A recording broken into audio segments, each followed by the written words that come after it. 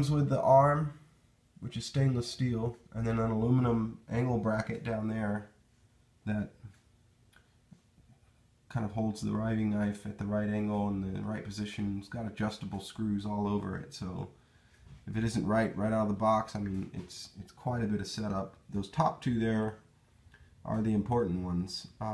Once you get the knife perpendicular to your tabletop, which is where your blade is, you know, then setting it up after that is just a matter of those two screws right there. They move in and out, and they kind of do twist a little bit left and right as well, so it'll give you some easy, quick movement, you know, to get it dialed into the flatness of the saw blade. It's got a thumb knob turn here, and it is a closed slot riving knife, just in case it ever caught something it wouldn't shoot out, supposedly. And then the slot up top is for the guard that he sells as well. I guess it bolts right onto the top of that. So the first thing you do is to figure out how you're going to mount it on your trunnion arm, I guess you would call that. It's got mine has a big hole in it down there, and band clamp seemed to be the easiest thing, because he supplies a U-bolt, I think it's what you call it, bolt. This sucker. He supplies this, and it does look a lot more heavy duty, and it probably would work better, but let's see if I can give you an example of the sizing of it. It's huge, which is fine. I mean, it's got to go around the trunnion, and it's got to go over the arm and everything, but you can see where I have that band clamp down there. Where that band clamp is on is wrapped around. That's where this big old thing would have to fit, and I barely got it in there with just the band clamp, which, you know, is tiny except for the screw head down there for the tightening of it. But anyhow, I decided to go with the band clamp and just started out by just clamping that arm on there, and then of course I don't feel comfortable at all just using the band clamp, and I don't want to use that, so I decided I'll just drill through the stainless steel and into the cast iron. You can't see it at all, but there's a lip down there that overhangs each side of that trunnion, and I just drilled through the stainless steel, which was a nightmare. Pretty sure that's the only time I've ever drilled right through stainless steel like that, and it's about 1/8 of an inch thick. After dulling quite a few bits, I realized you have to have something harder than that, because stainless is pretty hard. And I got a cobalt, a 1/4 inch cobalt bit, which worked pretty good. It got dull. I had to sharpen it 2 or 3 times with this. Just got that recently. Very good investment. It works very well.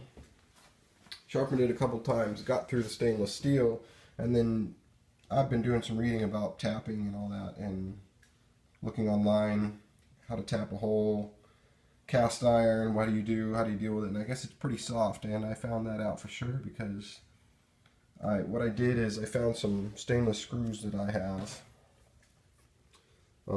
laying around. I have a lot of these from a job I did, and I saw, I think it was Matthias Wendell, this is probably not focusing at all. He did, I think it was him, he tapped his own threads by filing a groove up each side of a screw, or maybe 3 sides. That allows the shavings to escape, so I did that. After drilling, I basically used, let's see, used my dial caliper, and I got the thickness of the shaft inside the threads, which came out to right there. That's terrible.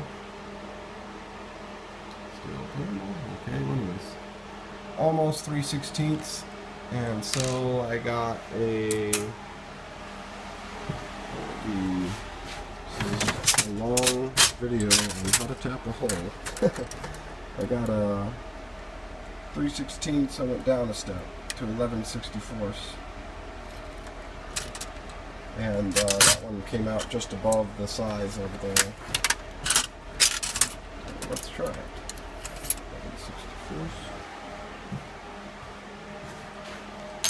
Okay, so my inside thread was just under 3/16, and this is, as you can see, maybe a little under a 64th less than 3/16.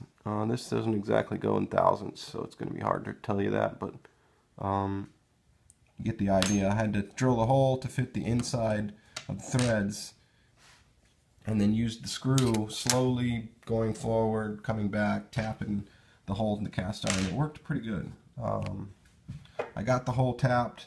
I got a washer and a lock nut on the top of it, and it's stainless steel, through stainless steel into cast iron, and it was tight enough to make the arm bend upwards as I tightened the screw, so I stopped. I got to where I needed to.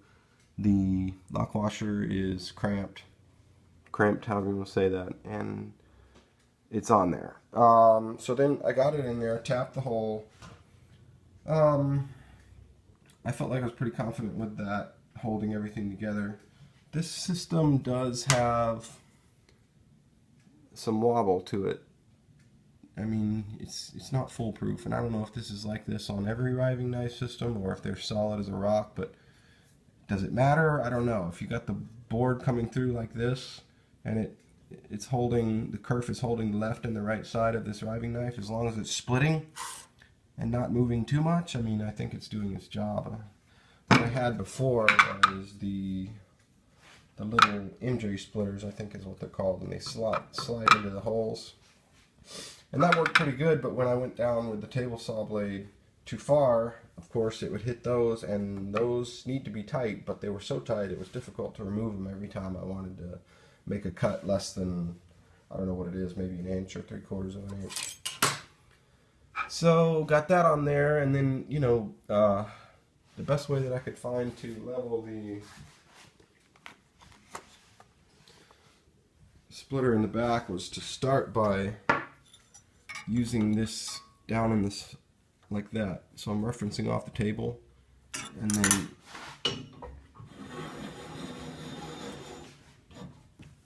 I'm going up the splitter like that. So I got it pretty dang good like that. So I knew the blade was up perpendicular and the splitter was perpendicular, and then it was just a matter of fidgeting with the screws to get it in the right position this way. So I already knew it was in the right position up and down. Other problems were, there's this dust chute. That's all I can think it is a dust chute type of thing, just to keep the dust from coming out the front of the saw. It goes down, of course, piles up in there. I had to cut that, and you probably can't see it very well, but I had to cut a notch out of it to fit my sloppy insulation of the band clamp. It's not like sloppy, it just, in order to put it in a place where I can get maximum lift out of the blade, but still get the clamp in there, I put it below. It doesn't hit the blade. It doesn't hit the blade at all, but it does stick out enough to get in the way of that. So I just notched that out with my Dremel cutoff wheel to fit, and then rebolted it back in there. The spacing on from the blade to the splitter is pretty good. It's there. It's got a lot of distance from the blade to it, but I think it doesn't matter that much as long as it's there. When I first started installing it, what you do is it comes with this deal here, this 1/4 inch plywood shim thingy, spacer, whatever, connected here on the tightener, and then when you install the arm first off, you put the wood on the arbor and it lines it up for you, puts it where it needs to be. It's all in the instructions, but you get the idea. anyhow, mine was too far back and it was hitting this cast iron part of the trunnion back here, so I had to make up for that by tightening everything down as good as I could.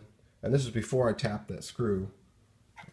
Before I tapped that screw down there, I tightened up everything as good as I could and used just a screwdriver to wedge it further this way, right there. So there was space back there because it was hitting, and now you can see there's plenty of room there for it to go up and down. I did lose, I don't know how much height, I would guess probably ½ inch or so in all these screws and the bar up there, all hitting the bottom of the table. So once you get right there, I don't know if this will come out too well, but once you get to that point, if you go any further, it just bends the arm out of shape a little bit. So you'll know when you hit it, you know. Just if you go too far, it's gonna hit the blade down there. I mean, you have to go pretty far. I don't think it could go that far, but you just got to keep that in mind. Then I already had this zero clearance insert, of course, and I just marked the highest position of the back part of the splitter and marked it with a pencil, but I did it on the back because I wanted to cut this out with my scroll saw. Screws are sticking out. If you can see that, screws are sticking out. So doing it this way, I mean, I have to undo all my screws and readjust everything. Don't want to do that. So I wrote the marking lines on the bottom. Took it over to the scroll, you know, put it in the scroll. Took off my 1/8 inch to go back to the back of the splitter, which worked pretty good. And it fits in there. And it still goes up and down, and you can see right here, right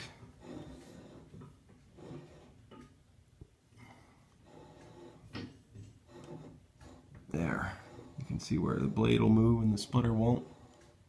It might not come through too well, but anyhow, that's what it's doing. Anyhow, it works pretty good. One thing I didn't think about from the beginning is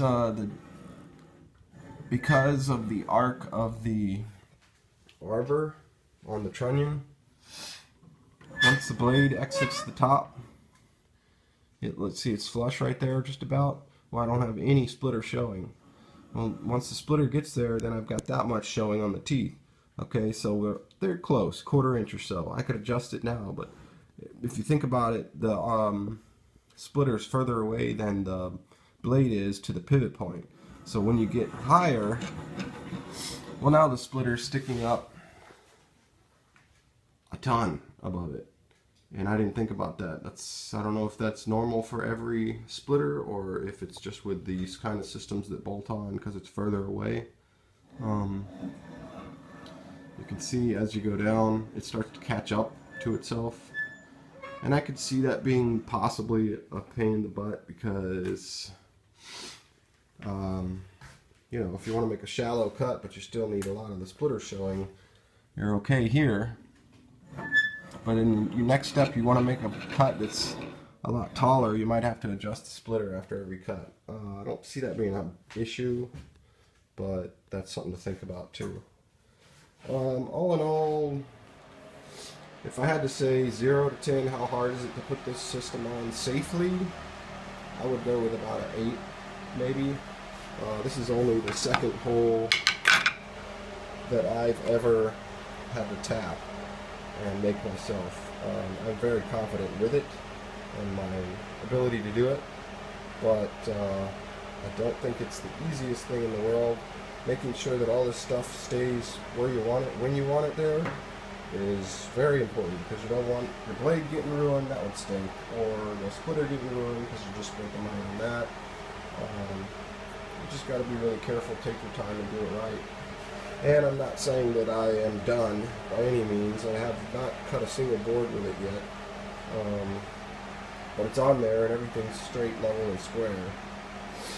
So once I get some use out of it, maybe I'll do another review of it.